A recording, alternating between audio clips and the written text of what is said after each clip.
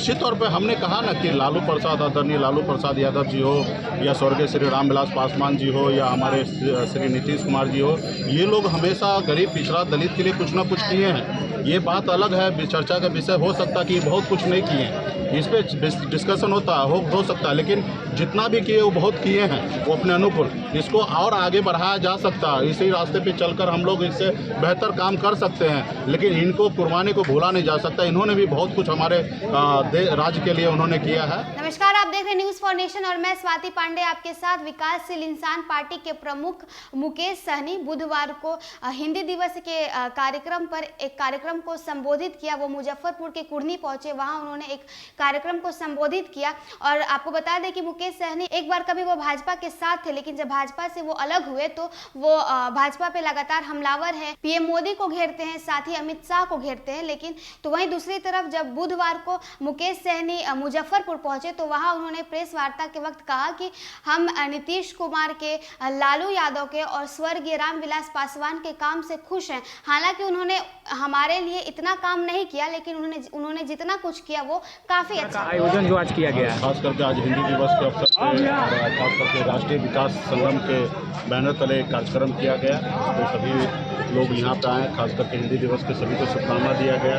बाबा साहब के बारे में बात को रखा गया, खास करके दलित, पिछड़ा, ओबीसी के लोग जो हैं आज वो संघर्ष नहीं कर रहे हैं, जागरूक नहीं हो पा रहे हैं, अपने बच्चे को पढ़ाने लिखाने में बहुत पीछे रह रहे हैं। इसके लिए लोगों के बीच में जागरूक किया गया कि एक रोटी कम खाइए, लेकिन अपने बच्चे को पढ़ाइए लिखाइए, उसको काबिल बनाइए और संघर्ष कीजिए। अगर संघर्ष किए हुए आपको कोई भी चीज़ हासिल नहीं होगा। इस देश को आज़ादी कराने के लिए भी हमारे पूर्वज ने संघर्ष किए, बाबा साहब ने कितना संघर्ष किए, तब जाके वो संविधान लिखे जिसमें हम लोगों के लिए, SC ST के लिए, OBC के लिए आरक्षण का व्यवस्था किया गया।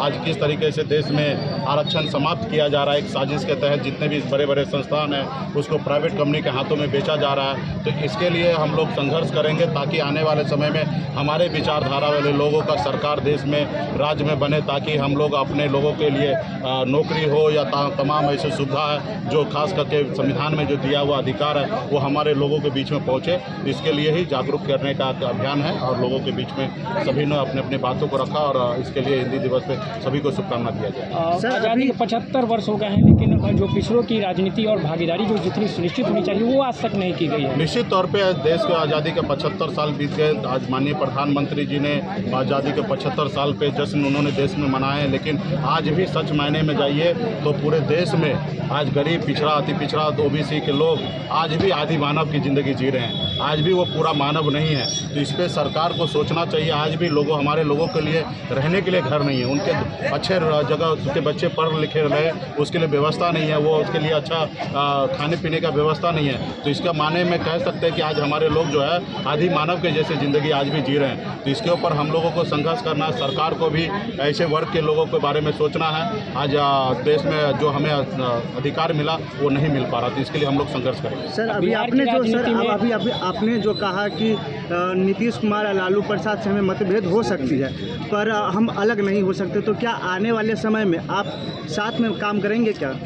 निश्चित तौर पे हमने कहा ना कि लालू प्रसाद, आदरणीय लालू प्रसाद यादव जी हो या स्वर्गीय श्री रामविलास पासवान जी हो या हमारे श्री नीतीश कुमार जी हो, ये लोग हमेशा गरीब, पिछड़ा, दलित के लिए कुछ ना कुछ किए हैं। ये बात अलग है, चर्चा का विषय हो सकता कि बहुत कुछ नहीं किए हैं, इस पे डिस्कशन हो सकता है, लेकिन जितना भी किए वो बहुत किए हैं वो अपने अनुकूल। इसको और आगे बढ़ाया जा सकता है, इसी रास्ते पे चलकर हम लोग इससे बेहतर काम कर सकते हैं, लेकिन इनको कुर्बानी को भूला नहीं जा सकता। इन्होंने भी बहुत कुछ हमारे राज्य के लिए उन्होंने किया है। तो इसके लिए निश्चित तौर पे जब भी ऐसा मौका मिला है तो हम लोग हमेशा गरीब, पिछड़ा, दलित जहाँ पे बैठते हैं उनके साथ बैठ के खाना खाते हैं। हम उनके साथ खाना पीना नहीं खाते। जो लोग हमारे हाथ से छुआ हुआ पानी नहीं पी सकता है, ऐसे लोगों से हमेशा हमारा दूरी रहेगा और जब तक हम जिंदा रहेंगे तब तक ऐसी दूरी रहेगा।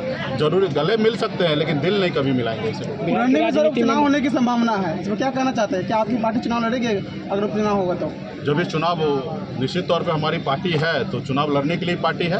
जब भी ऐसा समय आएगा तो निश्चित तौर पे हमारी पार्टी मजबूती से कुरनी विधानसभा या देश में खास करके बिहार प्रदेश में जहाँ पे भी चुनाव होगा वहाँ पे मजबूती से हमारी पार्टी चुनाव। सर, उम्मीदवार में निश्चित तौर पे देखिए समय आने दीजिए, अभी पहले चुनाव आयोग की तरफ से क्लियर होने दीजिए, उसके बाद जहाँ पे भी चुनाव का समय आएगा वहाँ पे हमारी पार्टी चुनाव लड़ेंगे। 2024 में लड़ेंगे, 2025 में लड़ेंगे, 2029 में लड़ेंगे, 2030 में लड़ेंगे। हमेशा जब भी चुनाव होगा हमारी पार्टी चुनाव लड़ेगी। बिहार में जंगल राज की बात हो रही है, बेगूसराय में 11 लोगों की गोली मार दी गई है, क्या ये जंगल राज की पहचान है? क्या ये? बिल्कुल ही नहीं है। अभी कोई पागल आदमी अगर रोड चलते हुए किसी को गोली मार दे तो क्या उसको आप जंगल राज कहेंगे? अपने आप को पूरे भारत में अपने आप को बदनाम किया जा रहा है, खास करके बिहार को बदनाम किया जा रहा है। ऐसे नेता जो कल तक आप बिहार में थे, सरकार में थे तो कुछ नहीं, और आज सरकार से खाली बाहर चले गए तो जंगल राज आ गया। तो ये बिहार को बदनाम करने का साजिश रचा जा रहा है, खास करके भाजपा की तरफ से।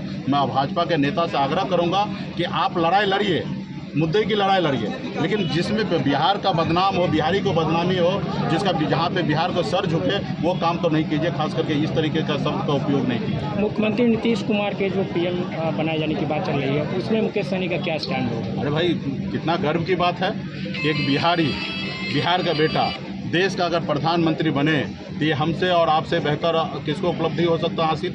आज बताइए, जो काम के लिए माननीय मुख्यमंत्री जी आवाज़ उठाते हैं कि बिहार को विशेष राज्य का दर्जा मिले, यूनिवर्सिटी को राष्ट्रीय यूनिवर्सिटी का दर्जा मिले, तो ये सारे चीज़ें अगर माननीय मुख्यमंत्री जी अगर प्रधानमंत्री बनेंगे तो मुझे लगता है कि उनको बोलने की आवश्यकता पड़ेगा, वो खुद करेंगे। आज हमारे निषाद भाई के लिए आरक्षण के लिए अनुशंसा केंद्र सरकार को भेज दिए।